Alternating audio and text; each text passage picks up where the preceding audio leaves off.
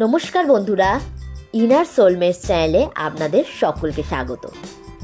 আমি মৌ আজ চলে এসেছি এক নতুন ভিডিওর সাথে।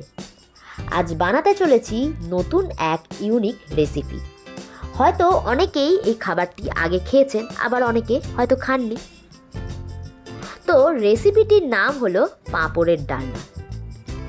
নিরামিষ দিনে এই পদটা বেশ ভালোই লাগে, আর মিষ্টি স্বাদেরও খেতেও বেশ অন্যরকমের। তো চলুন কীভাবে এই রেসিপিটা বানাতে হয় সেটাই আপনাদের সাথে শেয়ার করি। প্রথমেই কড়াইতে নিয়ে নিয়েছি কিছুটা পরিমাণে অলিভ অয়েল। যেহেতু পাঁপড়ের ডালনা বানাচ্ছি তাই মেন ইনগ্রিডিয়েন্টস হচ্ছে মশলা পাঁপড়। এবার পাঁপড়গুলোকে ছোট ছোট টুকরো করে কেটে নিয়ে একটু ভালো করে ভেজে নেব। বেশি কিন্তু ভাজবো না, কড়া করে হালকাভাবেই একটু ভেজে নেব এপিড ওপিড করে। টোটাল দুটো রাউন্ডে মোট 4টে বড় গোল পাঁপড়কে টুকরো টুকরো করে কেটে ভালো করে এপিড ওপিড করে একটু ভেজে নিলাম। সব পাঁপড়গুলো এবার আমার ভাজা কমপ্লিট।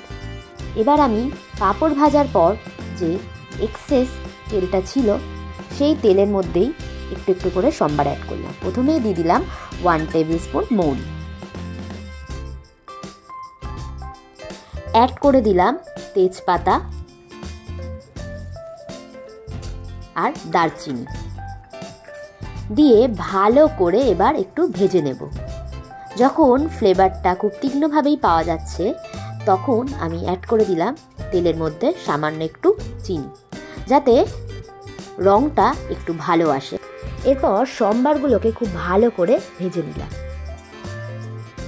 এবার আগে থেকে ডুমো ডুমো করে আলু কেটে সেটা সিদ্ধ করে রেখেছিলাম, সেটাই দিয়ে দিলাম। এবার 3 থেকে 4 মিনিট খুব ভালো করে ভেজে নেব।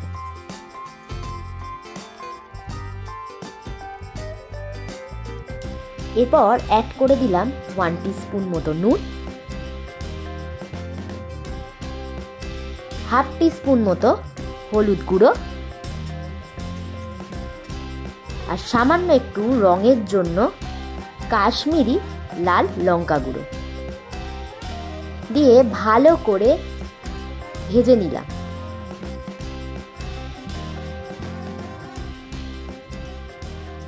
এরপর অ্যাড করে দিলাম 1 টেবিল স্পুন মতো আদা বাটা।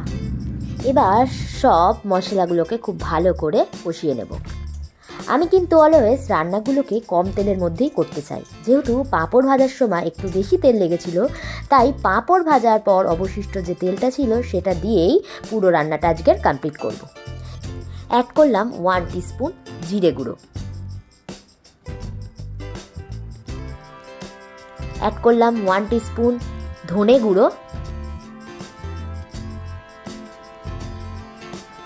আর হাফ টেবিল চামচ গোলমরিচ গুঁড়ো দিয়ে সব মশলাগুলোকে খুব ভালোভাবে কষিয়ে নিলাম।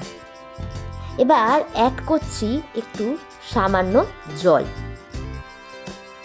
যেহেতু তেলটা কম দিয়েছি তাই কড়ার গায়ে একটু একটু লেগে আসছে, তাই একটু সামান্য জল অ্যাড করে দিলাম।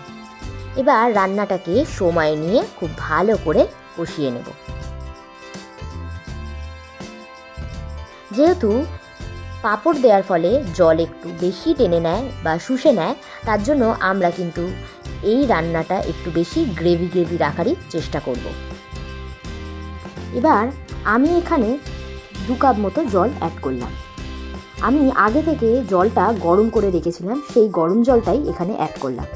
গরম জলে রান্নার টেস্টটা ভালো আসে, তাই জন্য আমরা কিন্তু ঠান্ডা জল কখনোই রান্নায় অ্যাড করব না। এবার 2 টিস্পুন চিনি অ্যাড করে দিলাম। যেহেতু রান্নাটা একটু মিষ্টি স্বাদের হবে তাই চিনিটা একটু বেশি পরিমাণে এই রান্নায় যাবে। এবার আমি চাপা ঢাকা দিয়ে 5 মিনিটের জন্য ফোটাতে দেব। দেখুন ঝোলটা কীরকমভাবে ফুটছে। এবার আমি কিন্তু আগে থেকে যে ভেজে রাখা পাঁপড়গুলো ছিল সেগুলো আস্তে আস্তে আমি অ্যাড করে দিলাম।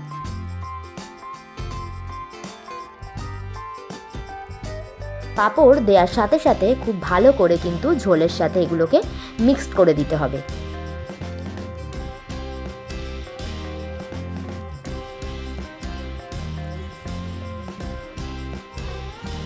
এইভাবে মশলা পাঁপড়গুলোকে আমি ভালো করে মিক্স করে দেবো গ্রেভির সাথে, যাতে করে মশলা পাঁপড়ের ফ্লেভারগুলো ঝোলের সাথে খুব তাড়াতাড়ি মিশে যায়।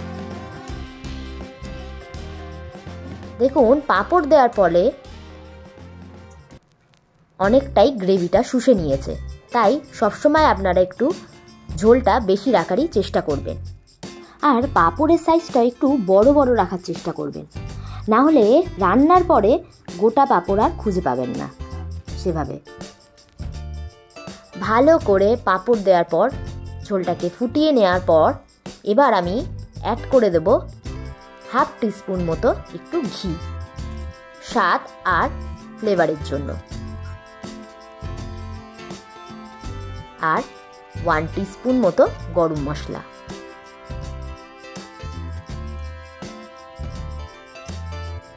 ভালো করে মিক্সড করে দিয়ে এবার ওভেন অফ করে 5 মিনিটের মতো আমি এটাকে দমে রেখে দেবো। তাহলেই আমার রেডি এখন পাঁপড়ের ডালনা। নিরামিষ দিনে এই খাবারটা বেশ লোভনীয় আমাদের কাছে, রুটি বা পরোটার সাথে টিফিন বা ডিনারে খুব ভালো যায়। এবার আমি গরম গরম পরিবেশন করব। আপনাদের এই রেসিপিটা কেমন লাগলো জানাতে কিন্তু অবশ্যই ভুলবেন না। আর আপনাদের কাছে আমার আর্জি রইল, আপনারাও বাড়িতে অবশ্যই রেসিপিটা ট্রাই করে খেয়ে বলবেন কেমন লাগলো। যদি ভালো লেগে থাকে অবশ্যই একটা লাইক, শেয়ার অ্যান্ড সাবস্ক্রাইব করবেন। ভালো থাকবেন, সুস্থ থাকবেন। আবার দেখা হবে নতুন কোনো ভিডিওর সাথে। ততক্ষণের জন্য টাটা।